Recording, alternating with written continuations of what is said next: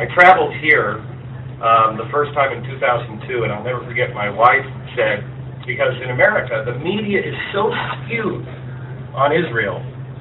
Honestly, I thought you could only cook your food over a burning bus.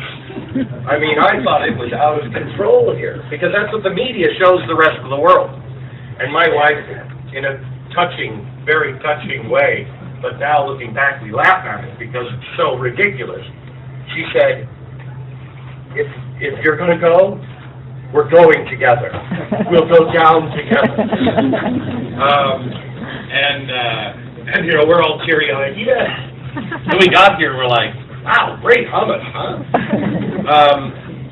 We came and we looked for the truth. And I got my first death threat because when I came back, I said, here's the truth. The Israeli-Palestinian conflict at the ruling class is about the destruction of Israel and about the end of the Western way of life. As I have walked around the streets, this is the second time this year I've been back, and I am truly, truly humbled and disturbed by what people say to me on the streets. They will stop me, and I have never felt anything like it. I've never felt anything like it. People will come to me on the streets, and they will sincerely thank me for saying the truth. And what's disturbing about it is if a guy just gets on television and radio and says the truth, if that's so unusual, Israel and the Western way of life is in grave, grave danger. I honestly, 5 years ago, when I started in television, I honestly thought, oh, well, I see what's really going on here. All I need to do is just prove it. I need to get the videotape with them in their own words saying these things.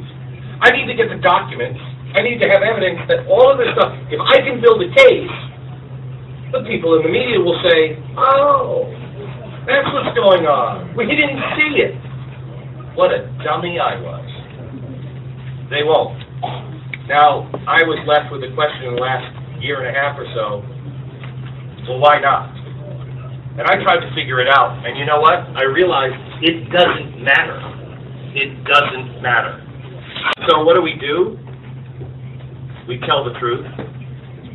We live our lives with honor and integrity. We do everything we can to clear out all the crap in our life.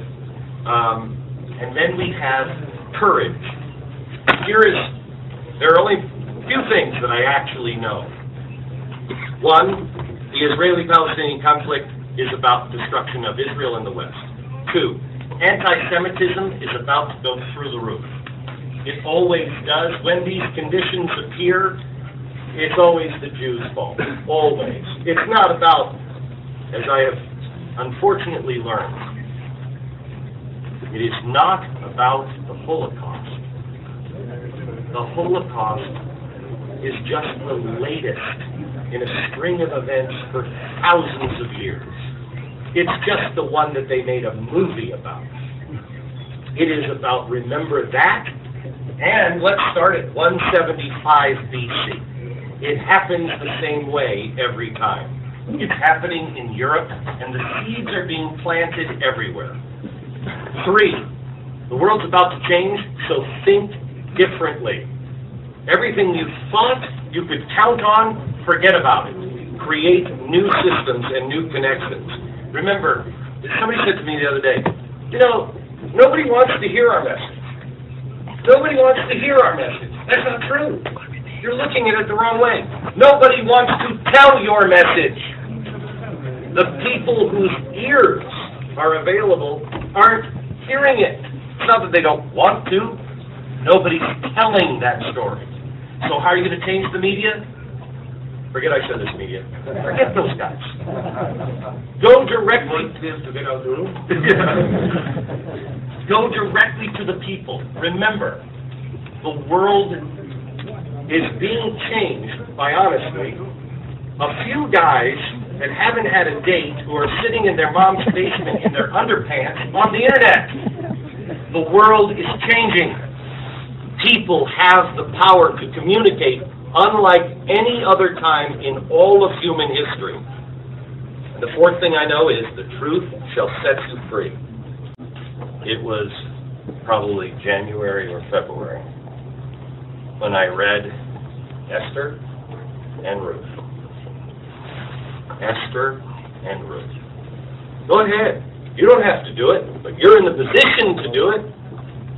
But people of the world say, where you go, I will go. Where you lodge, I will lodge. Your people are my people. Your God is my God. Where you die, I will die. There shall I be there. That is the message I bring you from the people I know. I am not a representative of the people. The people I know and my family. You are not alone. Come stand with people that want you to know that. Thank you.